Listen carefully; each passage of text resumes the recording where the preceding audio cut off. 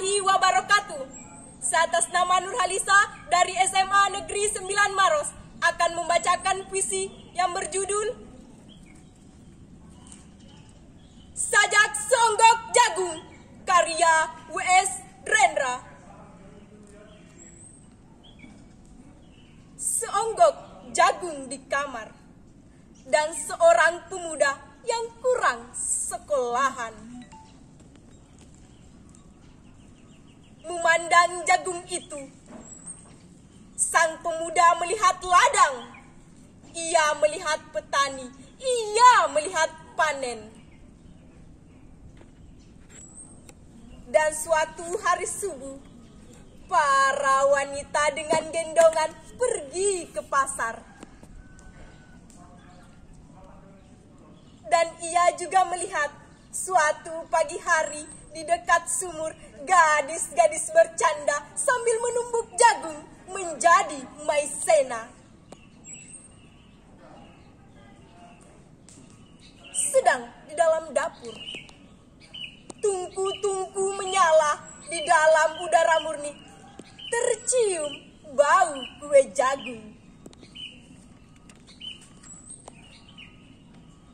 Seonggok jagung di kamar, dan seorang pemuda ia siap menggarap jagung. Ia melihat kemungkinan otak dan tangan siap bekerja. Tetapi ini seonggok jagung di kamar dan seorang pemuda tamat SLA. Tak ada uang, tak bisa menjadi mahasiswa, hanya ada seonggok jagung di kamarnya.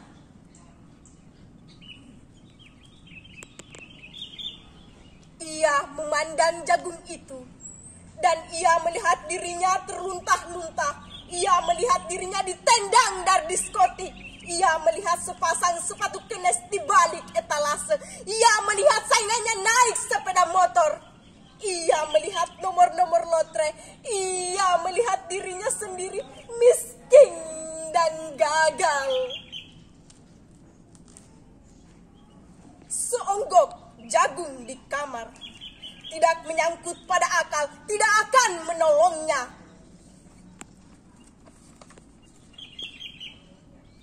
Seonggok jagung di kamar tidak akan menolong seorang pemuda yang pandangan hidupnya berasal dari buku dan tidak dari kehidupan, yang tidak terlatih dalam metode dan hanya penuh hafalan kesimpulan, yang hanya terlatih sebagai pemakai tetapi kurang latihan bebas berkarya. Pendidikan telah memisahkannya dari kehidupan.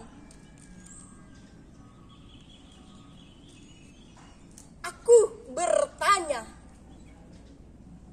apakah gunanya pendidikan bila hanya akan membuat seseorang menjadi asing di tengah kenyataan persoalannya? Apakah gunanya pendidikan bila hanya mendorong seseorang menjadi layang-layang di ibu kota, kikuk pulang ke daerahnya? Apakah gunanya seseorang belajar filsafat, sastra, teknologi, ilmu kedokteran, atau apa saja bila pada akhirnya ketika pulang ke daerahnya lalu berkata, di sini aku merasa asing dan sepi.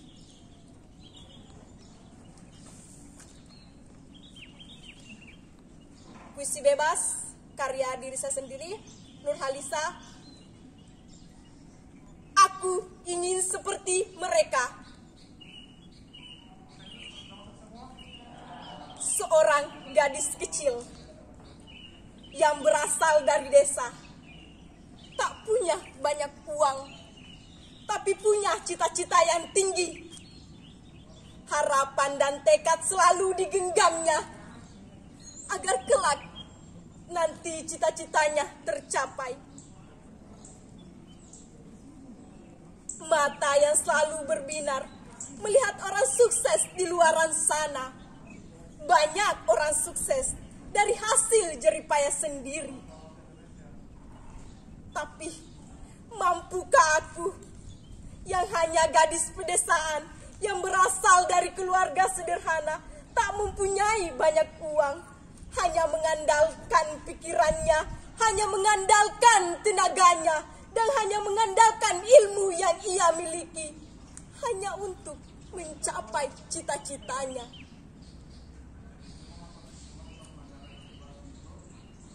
Tetes keringat yang membasahi tubuhnya, rasa lelah yang ia rasakan, otak yang tak berhenti untuk berpikir, menandakan gadis ini tengah berjuang.